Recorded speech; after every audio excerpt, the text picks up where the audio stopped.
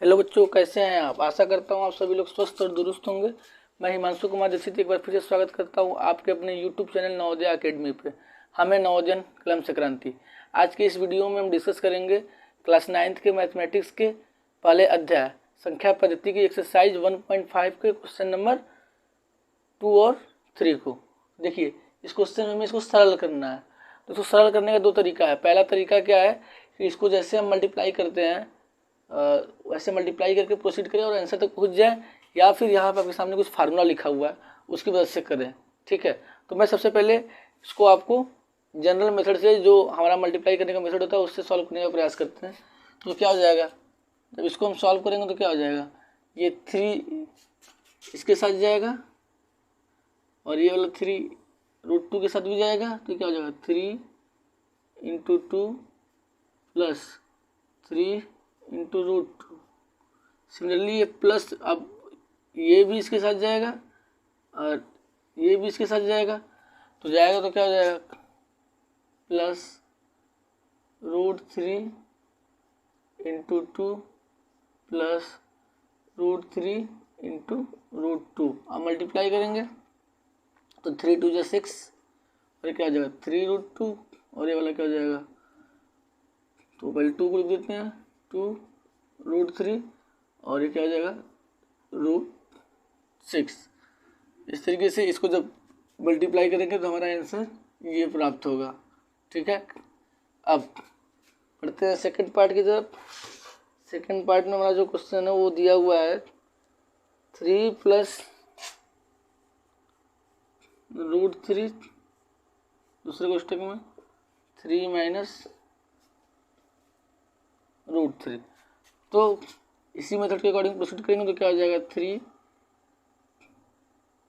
ये 3 पहले जाएगा इसके साथ, फिर √3 जाएगा, तो ये हो जाएगा 3 - √3, बीच में प्लस साइन है तो यहाँ प्लस आएगा, √3, 3 - √3। इसको सॉल्व करेंगे तो क्या हो जाएगा, 3 इसके साथ भी जाएगा उसके साथ भी जाएगा, तो आप ले वाली लिख लेते हैं, 3 × 3 - 3 √3 + √3 × 3 × √3 × √3। तो ये कितना जाएगा, 3 9 - 3 √3 + 3 √3 माइनस √3 × 3।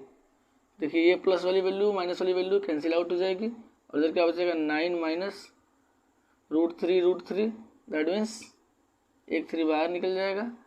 तो यहाँ से जो वैल्यू आएगी मेरी क्या आ जाएगी, 9 में से 3 घटाएंगे 6। देखिए, पहला अप्रोच ये है। दूसरा अप्रोच देखिए, ये वाला जो फार्मूला है कुछ इसके समान दिखाई दे रहा है, तो इसकी वैल्यू क्या बोल रहा है, a² - b। तो यहाँ पे a की वैल्यू आपकी कितनी है, a मतलब जो पहला टर्म है 3 है, तो क्या हो जाएगा इसकी 3 का स्क्वायर - b की वैल्यू कितनी है 3, तो 3 3 × 9 -3 6।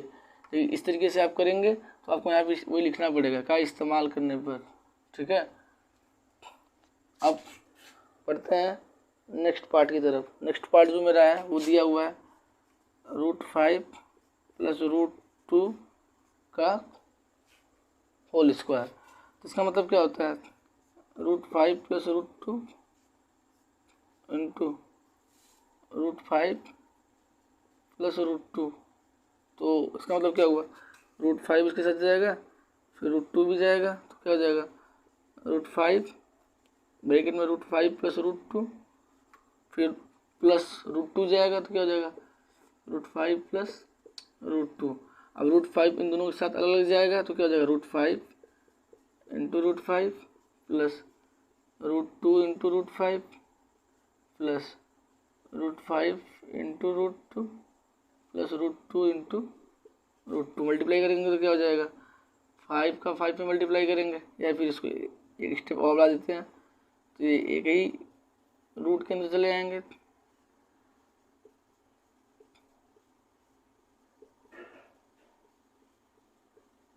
इसको सॉल्व करेंगे तो यहाँ से एक 5 बाहर निकल जाएगा, ये √10 हो जाएगा। सिमिलरली ये वाला भी √10 हो जाएगा और यहाँ से एक 2 बाहर निकलेगा। तो 5 2 दोनों परिमेय संख्या तो आपस में जुड़ जाएंगे, दोनों अपरिमेय संख्या तो आपस में जुड़ जाएंगे, 2 √10। इस तरीके से हमारा आंसर क्या आएगा, 7 + 2 √10। अब देखिए, इसको यदि इस फार्मूले से करने का प्रयास करें, क्योंकि यहाँ देखिए फार्मूला क्या बोलता है, under root A plus under root B का whole square equal to A plus B plus 2 under root A B. तो इस फार्मूले करने का प्रोसेस ऐसे प्रोसीड करें तो हमारा क्या हो जाएगा, ए की वैल्यू यहाँ पे 5 है और बी की वैल्यू 2 है। तो यहाँ पे लिखेंगे under root A plus under root B का होल स्क्वायर बराबर A plus B plus 2 root A B का इस्तेमाल करने पर तो क्या हो जाएगा, A plus B 2 under root A B का इस्तेमाल करने पर ऐसे आप लिख देंगे। फिर ए की वैल्यू यहाँ 5 पुट कर देंगे, बी की value 2 plus 2 under root 5 into 2 तो क्या हो जाएगा 7 प्लस 2 रूट। देखिए वही आंसर प्राप्त हुआ। ठीक है, इसका एक पार्ट और है, उसको भी देख लेते हैं। उस पार्ट में क्या दिया हुआ है, अंडर रूट 5 माइनस 2, उस पार्ट में हमें प्रूव करना है इसकी value under root 5 minus under root 2 under root 5 plus under root 2, इसकी वैल्यू फाइंड करनी है। तो सिमिलरली ये क्या हो जाएगा, अंडर रूट 5 के साथ जाएगा under root 5 plus under root 2 minus under root 2 के साथ जाएगा under root 5 plus under root 2, तो क्या हो जाएगा under root 5 into under root 5 plus under root 5 into under root 2 minus under root 2 into under root 5। अब ये माइनस प्लस क्या हो जाएगा, माइनस रूट 2 इंटू रूट 2, तो क्या हो जाएगा under root 5 into 5 plus under root 5 into 2 minus 2 under root root under 2 into 5 minus under root 2 into 2। तो यहाँ से एक 5 बाहर निकल जाएगा, ये अंडर रूट 10 हो जाएगा, ये भी रूट 10 हो जाएगा, ये वाला 2 बाहर निकल जाएगा। तो यहाँ से क्या आ जाएगा 5 माइनस 2 साथ में लिख देते हैं प्लस ये देखिए तो कैंसिल आउट हो गया, तो यहाँ 0 आ गया। दैट मीन्स 5 में से 2 घटाएंगे तो कितना बचेगा 3। इस तरीके से हमारा आंसर क्या आएगा 3। अब देखिए ये जो है मेरे पहले फार्मूले से सिमिलर है, तो यहाँ इसको यदि आप फार्मूले से प्रोसीड करना चाहें तो आप लिख सकते हैं under root A plus under root B into under root A minus under root B का इस्तेमाल करने पर तो इसकी वैल्यू क्या होती है ए माइनस बी। तो ए की वैल्यू यहाँ 5 है, बी की वैल्यू 2 है, तो यहाँ पे आप डायरेक्ट इस तरीके से भी कर सकते हैं मेथड नंबर 2 करके कि under root A plus under root B under root A minus under root B equal to A minus B का प्रयोग करने पर